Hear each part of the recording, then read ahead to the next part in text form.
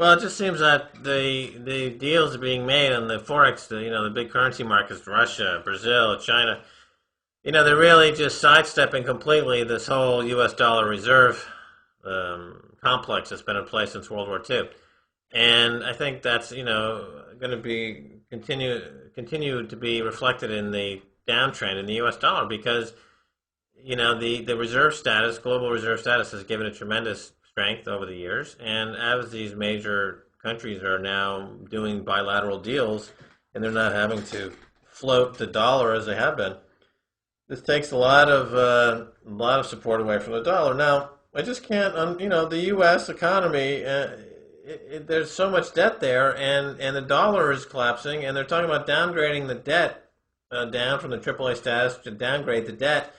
The only way to pay off the debt is to just slash and burn. What's in that economy? I mean, this is well, they could devalue, honey. They could devalue the dollar. I used to have to do a lot of deals with Italy, which were famous for devaluing their currency, and God, they did it all the time. So you would do a deal with them, and a year later, their currency was worth like 40% less. Right. So you have this devaluation coming along. And, we were talking to Dr. Marc Faber on this week's episode of On the Edge with Max Kaiser. And we were talking about gold, and he's been saying that gold bullion, he's a big believer that there will be confiscation of gold bullion. So if there's a devaluation, the way they do this, they revise the price of gold upwards by 30 or 40 or 50%, having the effect, therefore, of devaluing the paper currency. And when this was done in the 30s, they also confiscated the gold first before they did this. Now, he believes that there will be gold confiscation. Again, he's a pretty strong believer of this. There also is talk about how the exchange-traded funds, the GLD, for example, and the SLV on the New York Stock Exchange, are easy vehicles for the government to confiscate gold. There's over 1,000 tons in GLD, so it's one of the biggest reservoirs of gold anywhere in the world.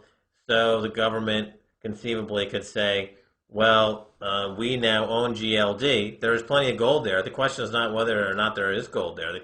I think the bigger issue could be that the government seizes control of GLD and pays everyone out in devalued dollars. And the same thing with the other ETFs out there. That's a scenario that's being talked about. That's why people who are proponents of owning gold say that the best thing to do, of course, is to own the physical bullion itself.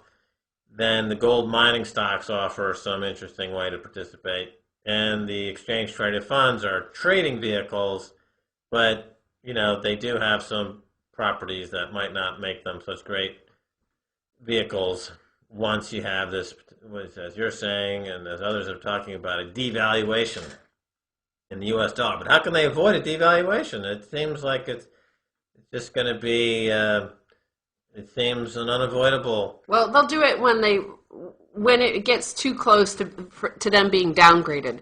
They're just going to quickly devalue and just wipe away all their debts before the world abandons the U.S. dollar as a reserve currency. Then they'll do it. It's like a person whose house is being foreclosed on in the U.S. There's a big trend of trashing the house. Yeah. So they'll just trash their currency before the world decides to foreclose on them. Well, it's so many people are recommending to try to prepare oneself for this thing.